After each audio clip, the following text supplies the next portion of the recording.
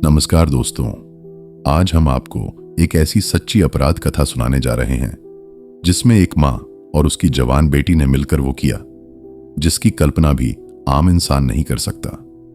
ये कहानी सिर्फ लालच की नहीं, ये कहानी है धोखे की, छल की और एक ऐसे अपराध की जहां शिकार अपने होश में भी खुद को नहीं बचा पाया। दोस्तों, हमने कई अपराध देखे और सुने हैं, लेकिन इस कहानी में जो माँ बेटी ने मिलकर किया, उसे सुनकर आपकी रूह कांप उठेगी, क्योंकि यहां शिकार को बंदूक या चाकू से नहीं, बल्कि मुस्कान, मासूमियत और भरोसे से मारा जाता है। इस कहानी में एक युवा लड़का है जो प्यार में पड़ा और बर्बादी में धकेल दिया गया। एक चालाक माँ है जिसकी हर मुस्कान के पीछे एक ठंडी साजिश छिपी थी, और एक खूबसूरत बेटी जिसकी आंखें मासूम दिखती थीं, लेकिन अंदर कहीं गहरा अंधेरा छुपा था।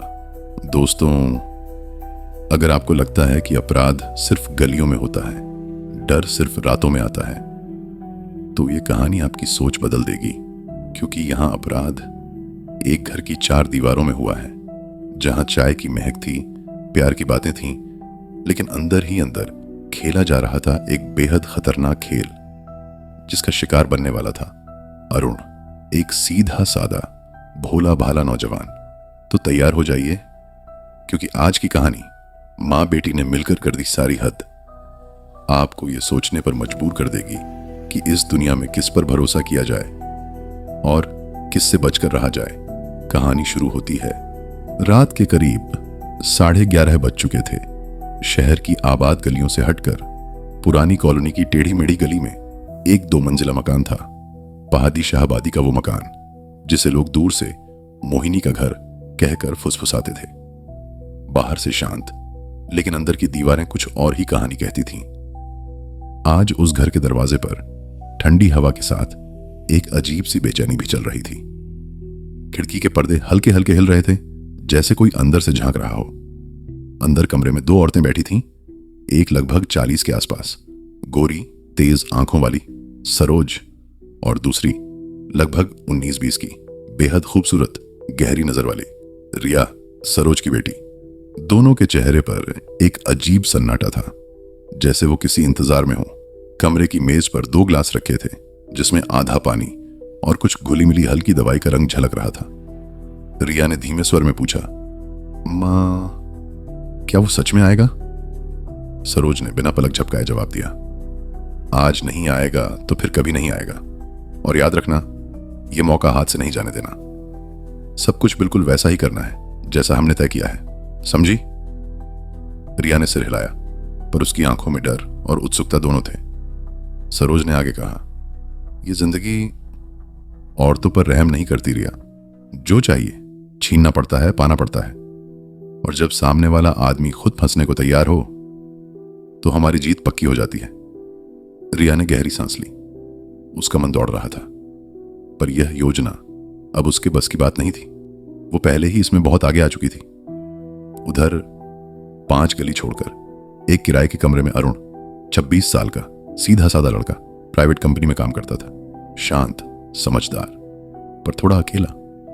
अपने काम से घर आने, घर से ऑफिस जाने के अलावा उसकी दुनिया कुछ खास नहीं थी। लेकिन पिछले 2 महीनों से उसकी जिंदगी में एक चीज बदल गई थी, रिया उससे पहले किराने की दुकान पर मिली थी, फिर रास्तों में, फिर बहाने से बातों में, और देखते देखते वो उसके दिल पर कब्जा कर बैठी। अरुण को यकीन था कि रिया जैसी लड़की उससे क्यों बात करेगी, पर वो करती थी, हंसकर, मुस्कुराकर, नजरें मिलाकर, और यही सब अरुण के लिए काफी था। पर वह ये नहीं जानता था कि उसके हर कदम, हर बात 2 जोड़ी आंखें देख रही थीं, सरोज और रिया। आज रिया ने पहली बार उसके लिए घर आने की बात की थी। सरोज भी वहीं होगी, पर उसने कहा था, मम्मी बहुत मॉडर्न है, तुम्हें पसंद करेंगी। अरुण ने दर्पण में खुद को देखा, 3 बार शर्ट का कॉलर ठीक किया, एक सस्ता सा परफ्यूम लगाया और घर से निकल पड़ा।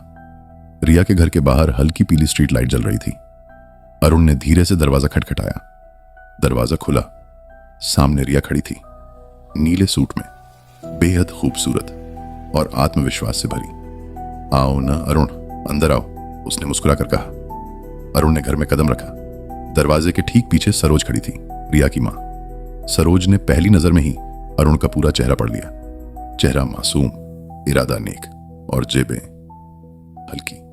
यही तो चाहिए था उन्हें। आइए बेटा, आपका ही इंतजार था, सरोज ने धीमी मीठी आवाज में कहा, जिसमें एक अनुभवी औरत का अनुभव भी छुपा था और एक शिकारी की चालाकी भी। अरुण हल्का झेंपा। जी नमस्ते आंटी। वह नहीं जानता था कि सरोज को आंटी बुलाना उसके लिए किस कदर मुसीबत साबित होने वाला है। कमरे में बैठकर जो बातें हुई वह अरुण की जिंदगी का रास्ता बदलने वाली थी। रिया ने पानी लाकर दिया। अरुण ने ग्लास उठाया, पर पीने से पहले सरोज ने पूछा, तुम रिया को कितना जानते हो? अरुण ने ग्लास हाथ में रखते हुए कहा, बहुत नहीं, लेकिन जो भी जान पाया हूं उसके हिसाब से रिया बहुत अच्छी है। सरोज ने हल्की मुस्कान दी, वो मुस्कान जिसमें कोई और ही बात छिपी थी। अच्छी तो है ही, पर तुम जानते भी हो कि वो अकेली कितनी परेशान रहती है? सरोज ने पूछा। अरुण चौंका। परेशान? पर कैसे? रिया ने तुरंत नजरें नीचे कर लीं, जैसे कोई दर्द छुपा रही हो। अरुण का दिल पसीज गया। सरोज ने आगे कहा, हमारी आर्थिक हालत बहुत कमजोर है बेटा। 2 महीने से मकान का किराया भी नहीं दिया। रिया की पढ़ाई पूरी करवानी है और हम अकेली औरतें हैं। जमाना बुरा है। अरुण को लगा कि सच में घर में परेशानी है। भला कोई मां अपनी इज्जत दांव पर लगाकर झूठ क्यों बोलेगी? अरुण ने फौरन कहा, आंटी मैं मदद कर सकता हूं, जितना मुझसे हो पाएगा मैं करूंगा। यही सुनना तो वो चाहती थी। सरोज ने रिया की तरफ देखा। रिया ने धीरे से अरुण का हाथ पकड़ लिया। तुम सच में मेरी मदद करोगे? अरुण ने सिर हिलाया। पर तभी सरोज ने कहा, मदद तो सब कर देते हैं बेटा, पर भरोसे वाली मदद कम लोग करते हैं, और तुम तो रिया से प्यार भी करते हो नहीं? यह सुनकर अरुण का गला सूख गया। उसने धीमी आवाज में कहा, जी करता हूं। सरोज ने धीरे से कहा, तो फिर आज रात एक बात साबित करनी होगी। रिया ने अपना हाथ और कसकर पकड़ लिया। अरुण के सीने में घबराहट उठने लगी। सरोज ने रिया को इशारा किया, रिया वो वाला कमरा खोल दो। रिया कमरे का दरवाजा खोलती है।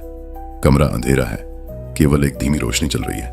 वहां एक कैमरा रखा है, ट्रिपॉड पर, सीधा बिस्तर की तरफ। अरुण की सांस रुक गई, पैर कांप गए। ये क्या? उसने कांपते हुए पूछा। सरोज पास आकर धीरे लेकिन बेहद खतरनाक आवाज में बोली, हमारी मजबूरी है बेटा। अगर रिया की जिंदगी में जगह चाहिए तो पहले इस कैमरे के सामने हमारा भरोसा बनना चाहिए।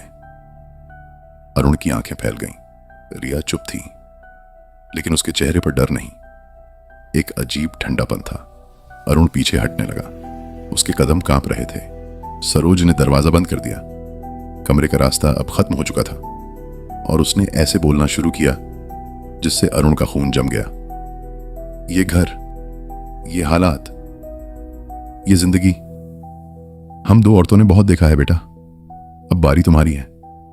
रिया से रिश्ता चाहिए तो हमारे हिसाब से चलना होगा। कैमरे की हल्की लाल लाइट अब अरुण की धड़कनों से तेज चल रही थी। कमरे में एक अंधेरी साजिश फैल चुकी थी, और यह साजिश मां बेटी ने मिलकर रची थी। कमरे की हवा अचानक भारी हो गई थी। अरुण पीछे हटते हटते दीवार से लग गया।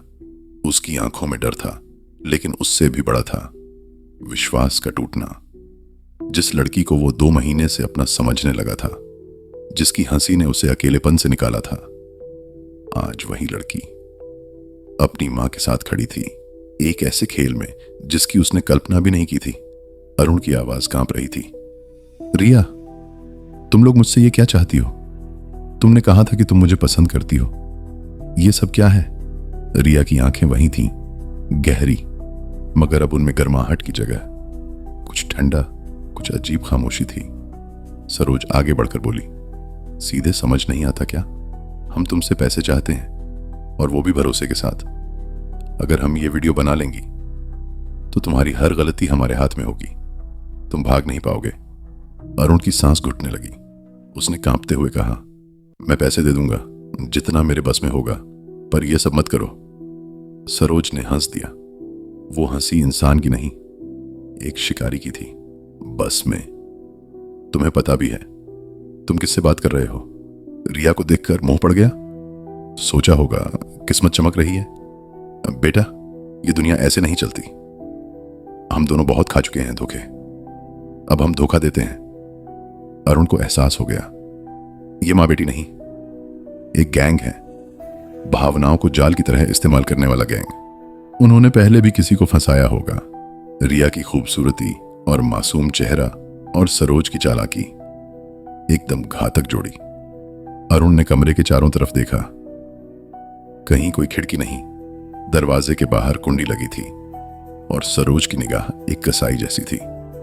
रिया ने धीरे धीरे अरुण की तरफ कदम बढ़ाए। डर क्यों रहे हो?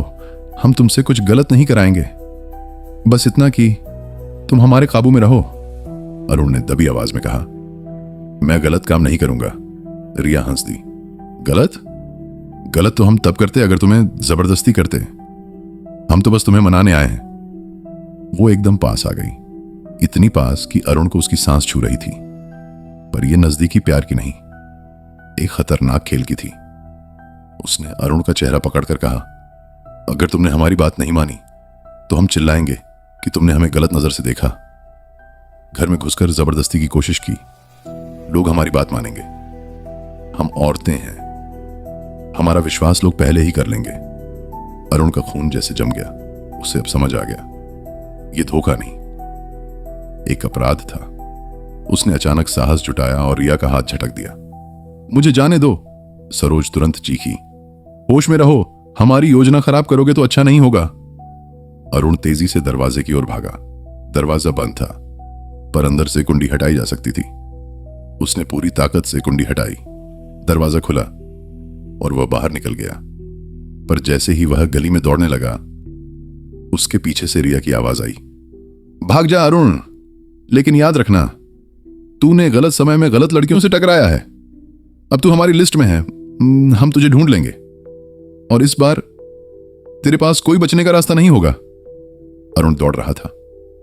उसकी सांस टूट रही थी, उसकी आंखों में आंसू थे और दिमाग में सिर्फ एक आवाज, यह लड़की और उसकी मां खतरनाक है। उसने जैसे तैसे अपने किराए के कमरे तक पहुंचकर दरवाजा बंद किया। धम। उसका पूरा शरीर कांप रहा था। मोबाइल बजा। मैसेज फ्रॉम रिया, तुम बहुत जल्दी सामने आओगे, हम तुम्हें ढूंढ लेंगे और इस बार तुम पर हमारी मर्जी चलेगी। अरुण ने मोबाइल हाथ से गिरा दिया। यह सिर्फ धमकी नहीं थी, एक औरत और उसकी बेटी की अंधेरी दुनिया की शुरुआत थी और वो दुनिया अरुण को बर्बाद करने वाली थी।